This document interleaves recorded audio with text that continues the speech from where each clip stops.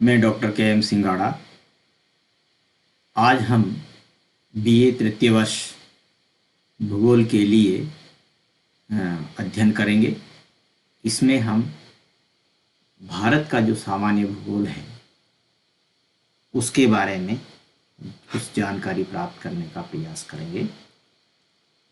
दुनिया के मानचित्र पर भारत की स्थिति उत्तरी गोलार्ध में स्थित है, अर्थात ये हमारी पृथ्वी है। बराबर भागों में डिवाइड करती हैं भूमध्य रेखा, और ये कर्क रेखा 23.5 डिग्री, ये 0 डिग्री भूमध्य रेखा है। इस 0 डिग्री के दो भागों में हो गया, ये उत्तरी गोलार्ध हो गया और ये दक्षिणी गोलार्ध हो गया। अर्थात भारत भूमध्य रेखा के उत्तर में स्थित है, इसलिए भारत का संपूर्ण भाग उत्तरी गोलार्ध में स्थित है। क्षेत्रफल की दृष्टि से अगर पूरे भारत का हम क्षेत्रफल देखें, देखिए यहाँ दक्षिण से उत्तर और पश्चिम से पूर्व की ओर भारत का कुल क्षेत्रफल 32,87,263 किलोमीटर है। भारत एशिया के दक्षिण भाग में 8 डिग्री 4 मिनट, यहाँ पर हम देखते हैं ये 8 डिग्री है, 8 डिग्री की लाइन जा रही है, 8 डिग्री की लाइन के बाद ये 4 मिनट, तो 8 डिग्री 4 मिनट उत्तरी अक्षांश से उत्तर में कश्मीर में 37 डिग्री 8 मिनट की अक्षांश रेखाओं के मध्य में स्थित है। इसके बाद यह 97 डिग्री, अगर हम पश्चिम में जाते हैं 97 डिग्री 97 डिग्री पूर्व की ओर, 97 डिग्री 25 मिनट पूर्वी देशांतर, और 67 डिग्री पश्चिम में 67 डिग्री 7 मिनट से 97 डिग्री 25 मिनट पूर्वी देशांतरों के मध्य में स्थित है। यहाँ पर 68 पूर्वी देशांतर और ये 97.25 पूर्वी देशांतर, अर्थात संपूर्ण भारत पूर्वी गोलार्ध में स्थित है। पूर्व से पश्चिम तक 2933 किलोमीटर तथा उत्तर से दक्षिण तक यह 3214 किलोमीटर की लंबाई में फैला हुआ है। इस प्रकार हम इसकी आकृति हम देखते हैं तो यह चतुष्कोणीय आकृति में पाया जाता है, चतुर्भुज के समान यह आकृति पाई जाती है। इसकी समस्त स्थलीय सीमा, ये समुद्र को हम छोड़ दिया जाए, समुद्र सीमा को छोड़ दिया जाए तो स्थलीय जो सीमा है इसकी 15,200 किलोमीटर है, तथा लक्षद्वीप समूह और अंडमान निकोबार द्वीप समूह के सागर तक, ये लक्षद्वीप हो गया और ये अंडमान निकोबार द्वीप समूह के जो सागर तट सहित कुल समुद्र तट की लंबाई 76,166 किलोमीटर है। इसकी मुख्य भूमि की तट रेखा 6,100 किलोमीटर है।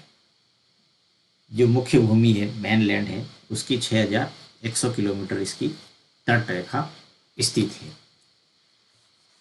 उत्तर पश्चिम में भारत की सीमा अफगानिस्तान, उत्तर पश्चिम यहाँ पर है, इसकी सीमा जो अफगानिस्तान तथा पश्चिम में पाकिस्तान की सीमा को छूती है। उत्तर में इसकी सीमा चाइना, उत्तर में भूटान और नेपाल की सीमा से लगी हुई है। पूर्व में, यहाँ पूर्व में पूर्वोत्तर राज्य हैं, इसके आगे पूर्व में म्यांमार तथा बंगाल की खाड़ी के पूर्व में बांग्लादेश की सीमा तक है। भौतिक स्वरूप के बारे में हम देखेंगे। फिजिकल अलग अलग भागों में इसको बांटा गया है। सबसे पहले ये बहुत ही विस्तृत भूभाग है। यहाँ ये उत्तर पश्चिम से लगा करके पूरा ये उत्तर और पूर्वी भाग में ये पहाड़ियाँ पूरी फैली हुई है। हिमालय पर्वत श्रेणियाँ है पूरी।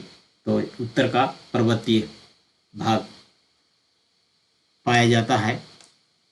तो इस संपूर्ण भूभाग में पूरे ही विश्व की ये महानतम या सबसे ऊंची पर्वत श्रेणियों में गिनी जाती है। हिमालय 50 मिलियन वर्ष पूर्व हिमालय के स्थान पर यहाँ पर टेथिस भूसागर, ये जो हिमालय हमें इस कलर से दिखाई दे रहा है पूरा, इस स्थान पर 50 मिलियन वर्ष पहले यहाँ पर पूरा ही टेथिस महासागर स्थित था। अर्थात पृथ्वी जब दो भागों में जो हमारा जो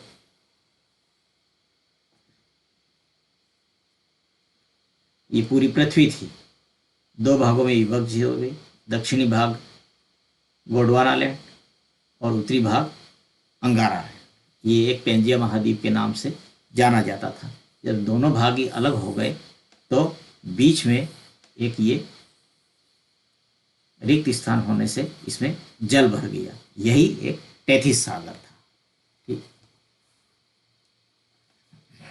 मौजूद था, जिसका तल नदियों द्वारा लाए गए अवसादों उत्तर से और दक्षिण से जो अवसाद के जमा होने के कारण ये धीरे धीरे जब भूगर्भिक हलचलों के कारण दक्षिण भाग उत्तर की ओर सरकने लगा तो संपीड़न के कारण, कंप्रेस के कारण इसमें होल्ड बन गए, वलन पड़ गए और ये समुद्री भाग है जो ऊपर आने लगा। और इस प्रकार धीरे धीरे ये अलग अलग रेंजों में या अलग अलग भूगर्भिक हलचलों के दौरान हिमालय पर्वत का निर्माण होता है। मायोसीन युग में टर्शरी काल में टेथिस सागर नदियों के अवसादों से पूरी तरह भर गया था तथा यूरेशिया एवं भारतीय प्लेटों के क्षैतिज संक्षरण विनाशात्मक सीमांत के कारण अवसादों में वलन पड़ गया। इस प्रकार हिमालय एक मोड़दार पर्वत के रूप में इसका उद्भव हुआ। हिमालय की लंबाई सिंधु गार्ज से लेकर के ब्रह्मपुत्र गार्ज तक लगभग 2500 किलोमीटर। सिंधु यहाँ पर गिलगित है, ये सिंधु का मोड़ है, ये गॉर्ज है बहुत बड़ा है, और ये ब्रह्मपुत्र का मोड़ है। यहाँ पर सिंधु और ब्रह्मपुत्र का मोड़ तक धनुषाकार की आकृति में ये फैला हुआ है।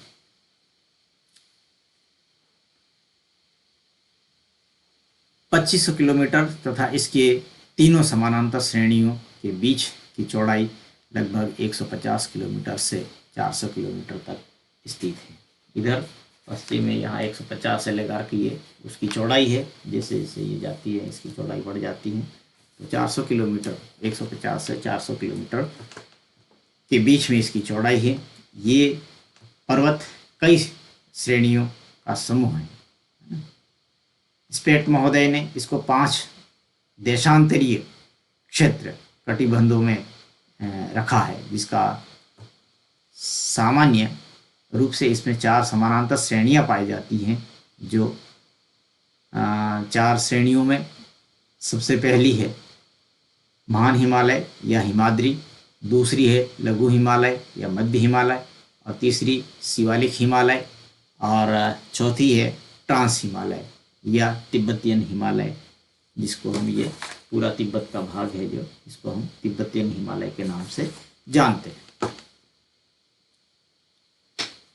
सबसे पहले हिमालय महान हिमालय के बारे में हम लोग थोड़ा सी इसकी जानकारी करेंगे कि पहला इसका जो पार्ट है महान हिमालय क्या है। इसको हिमाद्री भी कहा जाता है, इसमें बर्फ जमा रहता है, हिम टोपियाँ पाई जाती हैं। तो यह हिमालय की श्रेणियों में सबसे प्राचीनतम तथा विश्व का सबसे उच्चतम पहाड़ है। इसकी औसत ऊंचाई 6100 मीटर तथा औसत चौड़ाई 25 किलोमीटर है तथा लंबाई 2500 किलोमीटर है। 40 ज्ञात चोटियों की ऊंचाई 7000 मीटर से अधिक है।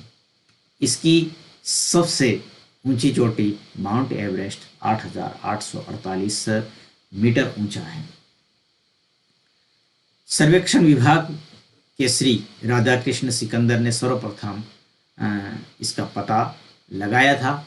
उस समय सर्वेक्षण विभाग के अध्यक्ष एवरेस्ट महोदय थे। उन्हीं के नाम पर इस शिखर का नाम माउंट एवरेस्ट रखा गया। महान हिमालय की प्रमुख जो चोटियां हैं वो हैं माउंट एवरेस्ट, जो नेपाल में स्थित है। माउंट एवरेस्ट नेपाल में स्थित है। यहाँ पर 8,848 मीटर की ऊंचाई पर स्थित है। दूसरी है K2 कंचनजंगा, सिक्किम, ये भारत, यहाँ पर सिक्किम है, यहाँ पर K2 स्थित है कंचनजंगा, जिसकी ऊंचाई है 8,598 मीटर। मकालू है, नेपाल में पाई जाती है और 8,481 मीटर की ऊंचाई पर है। धौलागिरी नेपाल में है, 8,172 किलोमीटर। नंगा पर्वत जम्मू और कश्मीर में 8,126 मीटर की ऊंचाई पर है।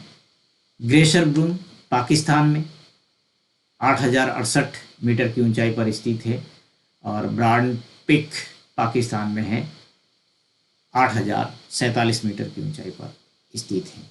इस प्रकार महान हिमालय की ये प्रमुख पर्वत श्रेणियां हैं। कौन सी पर्वत श्रेणी किस देश में है, ये हमने आज जानने का प्रयास किया। नेक्स्ट।